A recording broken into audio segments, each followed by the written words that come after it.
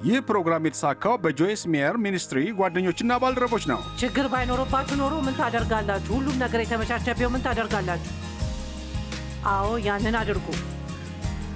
ምክንያቱም ችግራችሁ በመውጫ መንገድ ላይ ነው።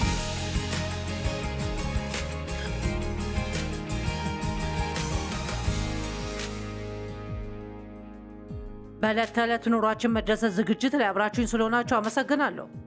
ሁልጊዜም የኔ ፍላጎት ከእኔ ጋር 30 ደቂቃ ካሳለፋችሁ በኋላ እኔን ከመስማታችሁ በፊት ከነበራችሁ ስሜት የተሻለ ስሜት ይኖራችኋል ብዬ አስባለሁ። የእግዚአብሔር ቃል በጣም ኃይለኛ ነው።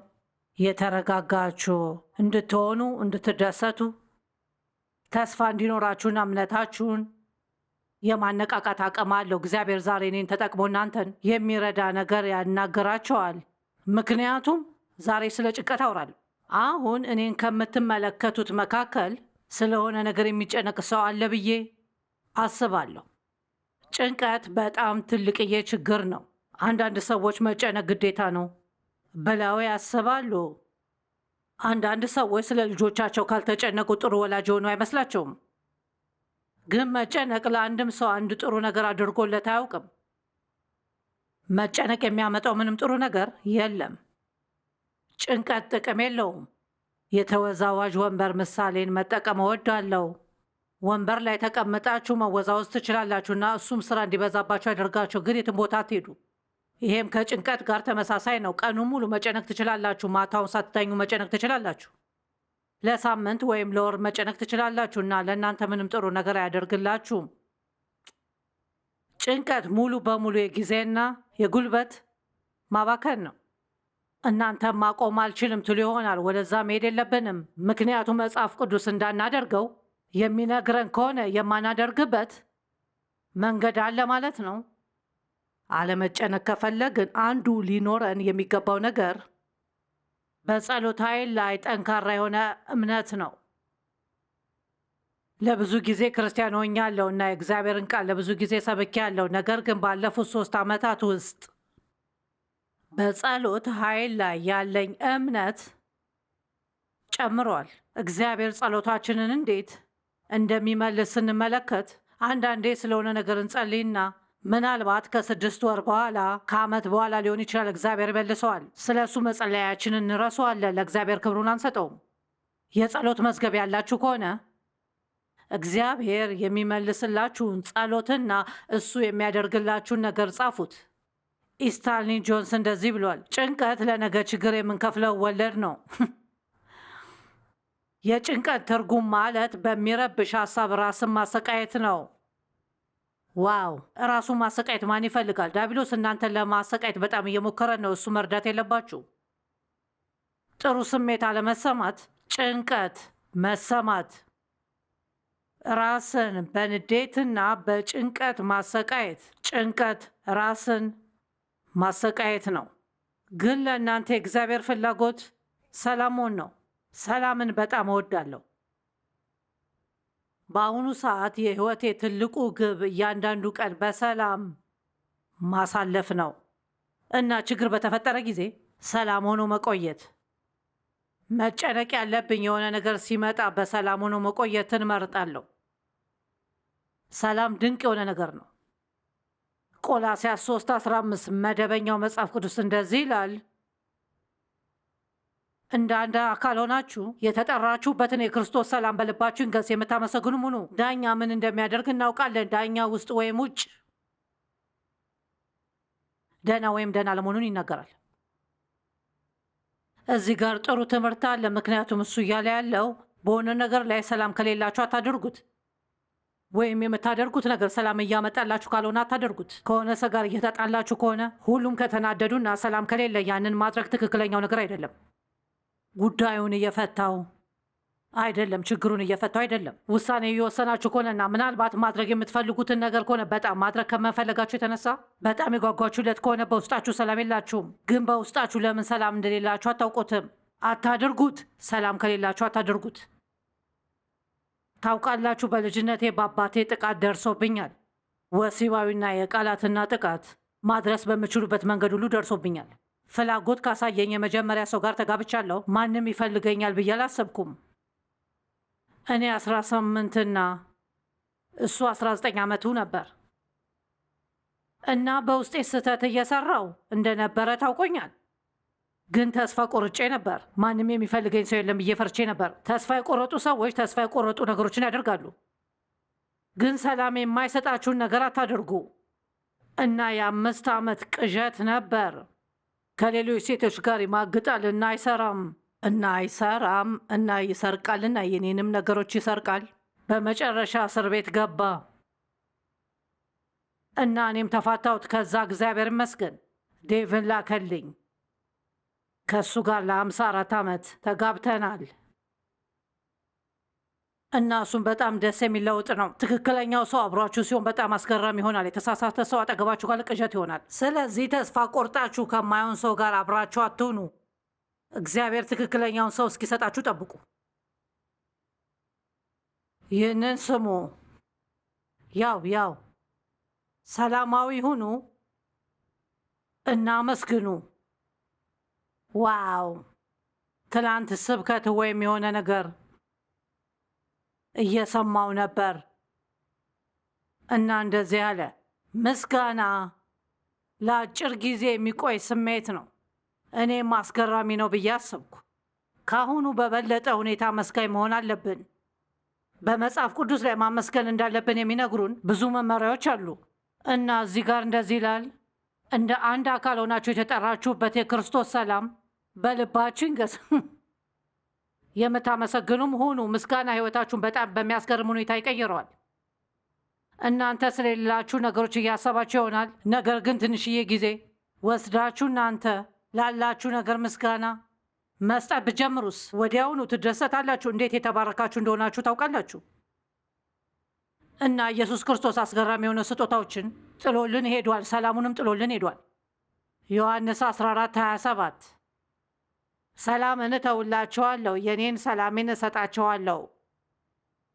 እኔ የምሰጣችሁ ዓለም እንደሚሰጣችሁ አይደለም። ልባችሁ አይጨነቅ፣ አይፍራም። አያችሁ፣ ኃላፊነትን እየሰጠን ነው። አሁን ይህንን ስሙ። እራሳችሁ ለመበሳጨትና ለመረበሽ መፍቀዳችሁን አቁሙ። እና ታውቃላችሁ፣ ጭንቀትን ለማቆም በጣም ጥሩ ጊዜ መጨነቅ በምትጀምሩበት ጊዜ ነው። ለመረጋጋት በጣም ጥሩ ጊዜ መናደድ በምትጀምሩበት ጊዜ ነው። የጎዳችሁን ሰው ይቅር የምትሉበት ጥሩ ጊዜ ወዲያውኑ መናደድ በጀመራችሁበት ጊዜ ነው። በነፍሳችሁ ውስጥ እነዚህ አሉታዊ የሆኑ ስሜቶች እንዲበቅሉ ከፈቀዳችሁ እነሱ ለማስወገድ በጣም ከባድ ይሆናል። በእምነት ጸንታችሁ ተቃውሙት። በአንደኛ ጴጥሮስ ላይ እንደዛ ይላል።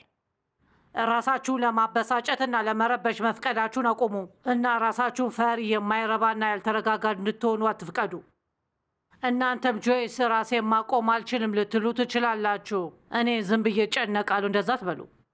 እናንተ የሚጨነቅ ሰው ብቻ አይደላችሁም፣ የእግዚአብሔር ልጆች ናችሁ። የመንፈስ ቅዱስ ኃይል በውስጣችሁ ሞልቷል። ኢየሱስ በእናንተ ውስጥ ይኖራል። እናንተ ተጨናቂ አይደላችሁም። እናንተ በጣም የሚያስገርም ጥበብ ናችሁ። እግዚአብሔር በልዩ መልኩ የነደፋችሁና በእጁ የሰራችሁ ፍጥሮች ናችሁ።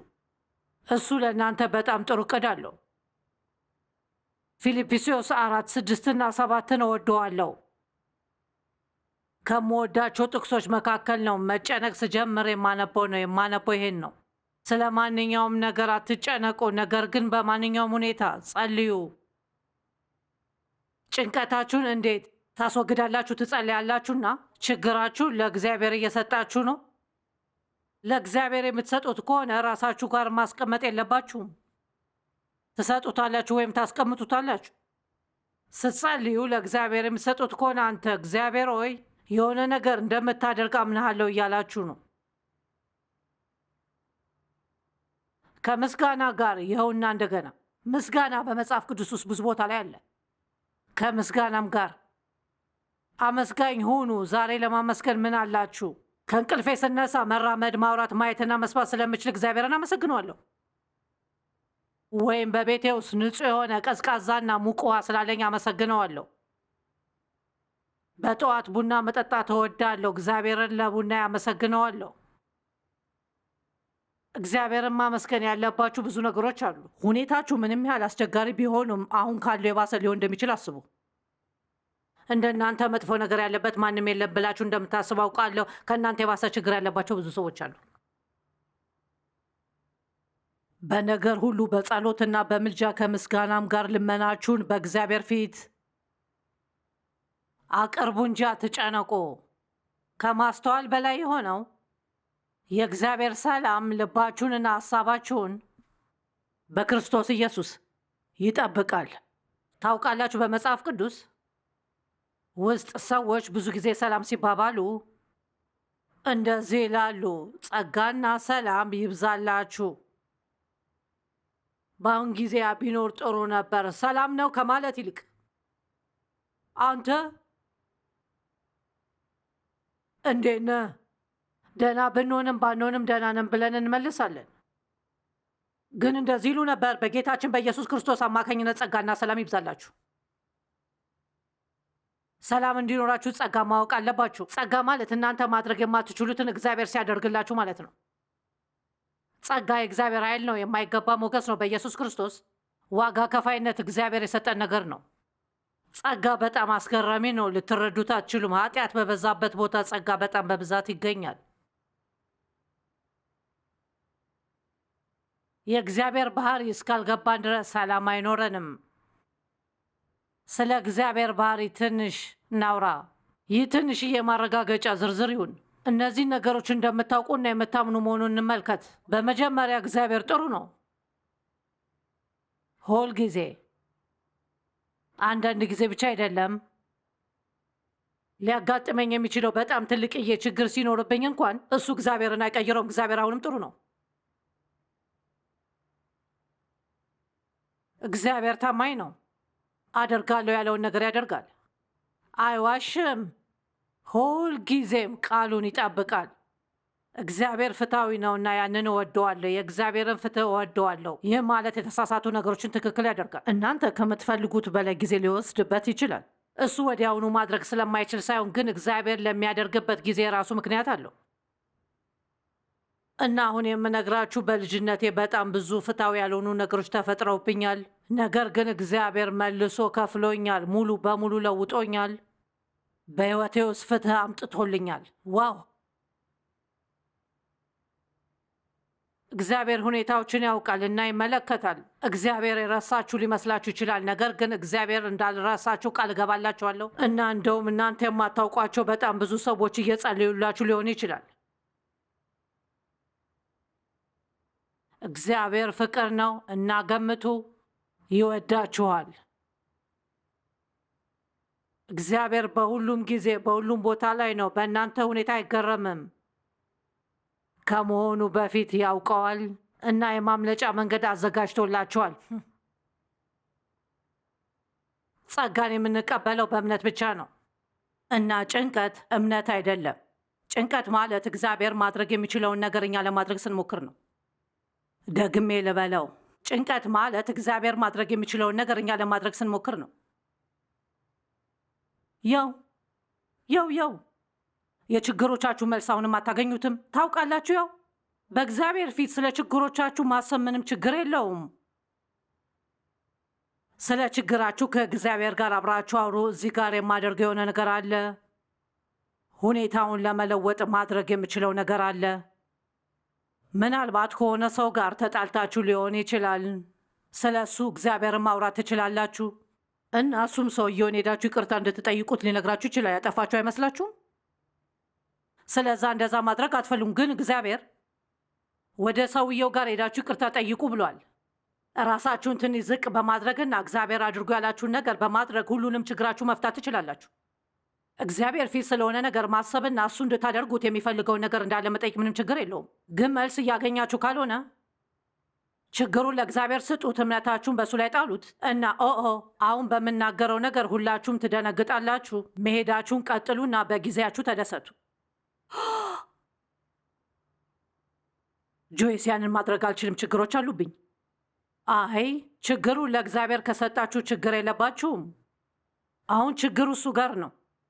ሌሎች ጉዳዮችና ሁኔታዎች እንዳሉባችሁ አውቃለሁ። የሚያስቸግር ልጅ ካላችሁ ያንን ማስተካከል አለባችሁ። ግን የምታምኑ ከሆነ እግዚአብሔር በችግሮቻችሁና በጉዳዮቻችሁ ላይ እየሰራ ነው። ጭንቀት የትዕቢት ፍሬ ነው። መጨነቅ ማለት እኔ እንደዚህ እንደማለት ነው። ይህንን ነገር በጭንቅላቴ ውስጥ አስቀምጬ በጣም ብዙ ካሰብኩት መልሱን አገኘዋለሁ ማለት ነው።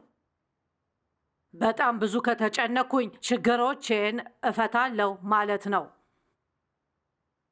ችግራችሁን ለእግዚአብሔር ሰጥታችሁ በሕይወታችሁ እየተደሰታችሁ መቀጠል ትችላላችሁ። የእግዚአብሔር ደስታ ብርታታችን ነው።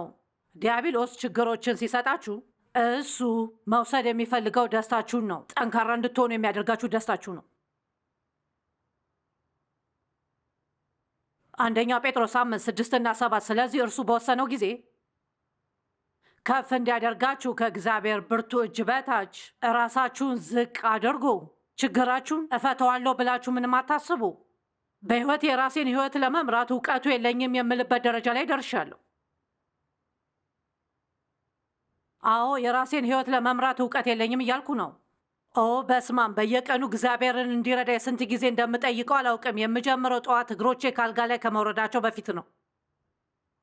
እግዚአብሔር ሆይ እርዳኝ። ለምን እርዳታው እንደምፈልግ አላውቅም፣ ግን እንደምፈልገው አውቃለሁ። እግዚአብሔር የማይረዳኝ ከሆነ የተሳሳተ ነገር ነው ብዬ ራሴን ችግር ውስጥ እንደማስገባ አውቃለሁ። እግዚአብሔር የማይረዳኝ ከሆነ በኃጢአት ፈተና ውስጥ እገባለሁ። እርዳታ ያስፈልገኛል እና እናንተም ያስፈልጋቸዋል።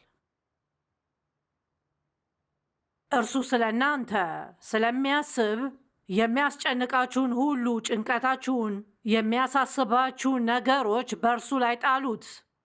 ራሳችሁን ትሁት ማድረግ ትችላላችሁ። እምነታችሁን በእግዚአብሔር ላይ ማድረግ።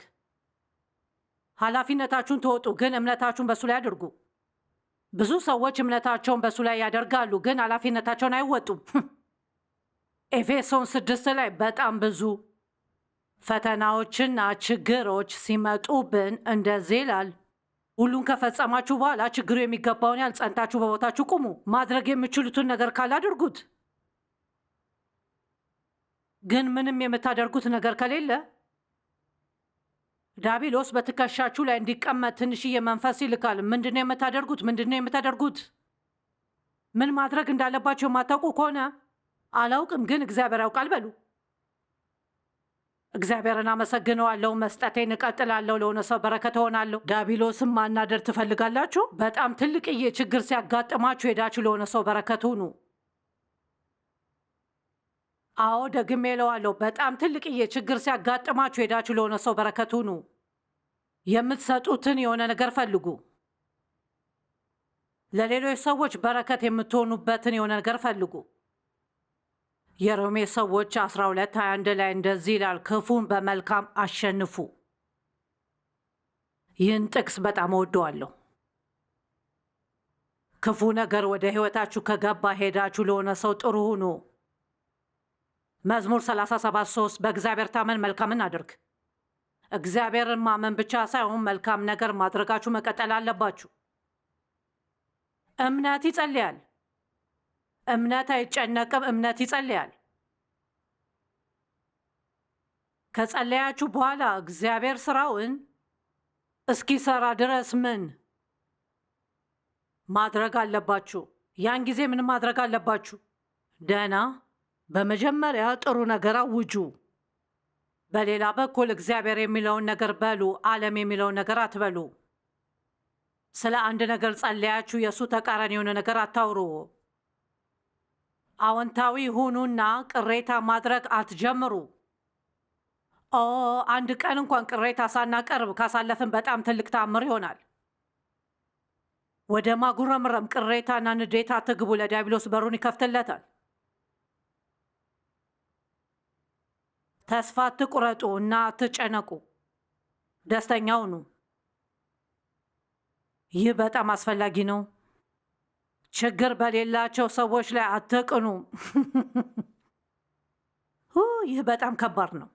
እኔ ሁልጊዜ ችግር የሚኖርብኝ፣ ግን አንተ ምንም ችግር የማይኖርብህ ለምንድን ነው? ለእነሱ ደስተኛ ሁኑ።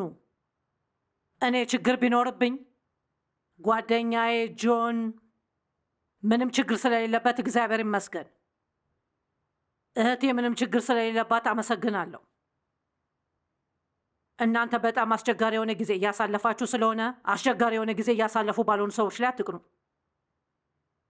ለማድረግ የገባችሁትን ሁሉንም ቃል ኪዳን ጠብቁ።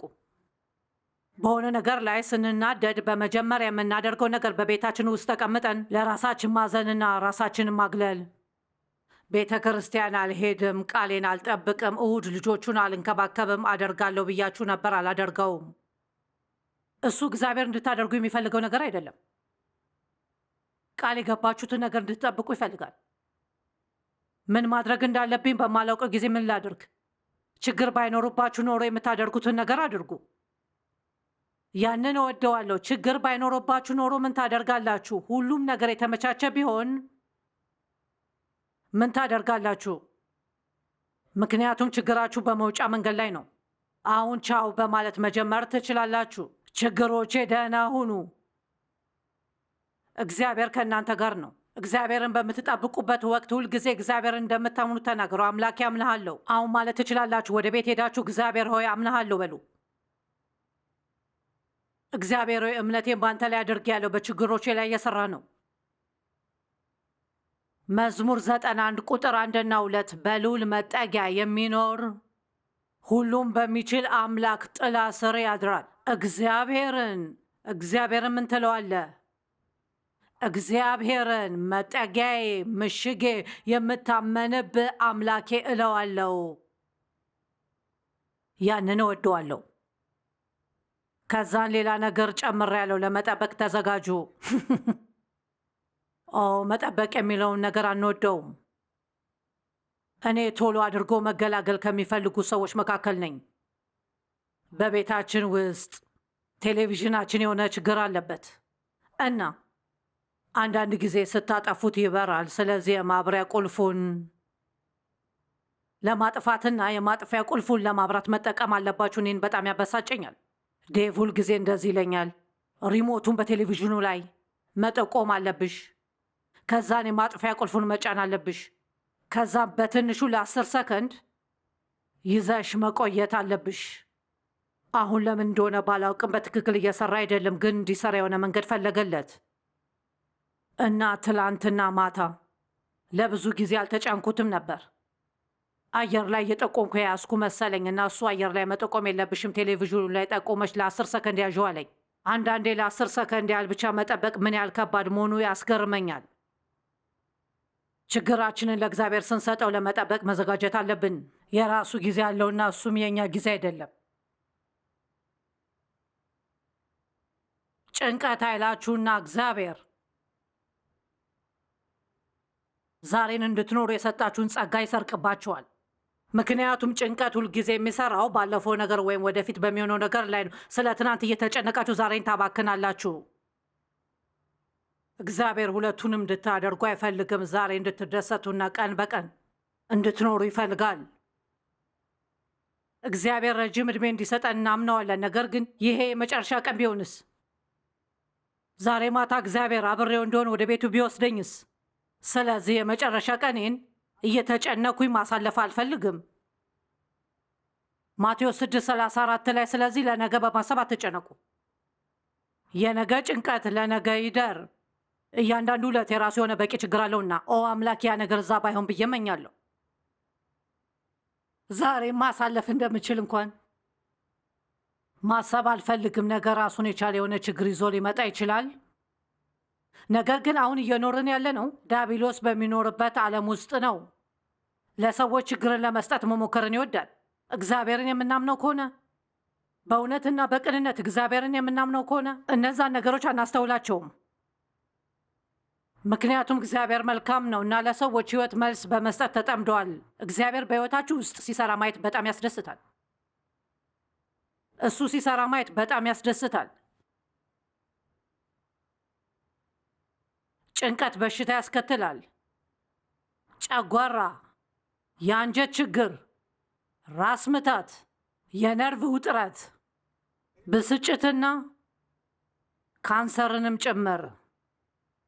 ጭንቀት ጸሎትን ያስወግዳል። ስለሆነ ነገር የምጸልይ ከሆነ እና አብሬው የሚጨነቅ ከሆነ ጭንቀቴ ጸሎቴን ይሰርዘዋል። የጸሎት ተግባር እንደዚህ ይላል፣ እግዚአብሔር ሆይ አምንሃለሁና ጭንቀት ደግሞ እግዚአብሔር አላምንህም ይላል። በማቴዎስ 13:7 ላይ ጭንቀት ጸሎታችሁ ፍሬ እንዳያፈራ እንደሚያደርገው ያሳያል። አንዳንድ ዘሮች በእሾህ መካከል ወደቀ፣ እሾሁም እንደገና ቡቃያውን አንቆ አስቀረው። ጭንቀት በሕይወታችን ውስጥ የሚፈጥሩ አስፈላጊ የሆኑ ነገሮች እንዲያመልጡን ያደርጋል። ማወቅ ያለብንን ነገሮች እንዲያመልጠን ያደርገናል። እግዚአብሔር ከጭንቀታችሁ ሊያወጣችሁ ይፈልጋል።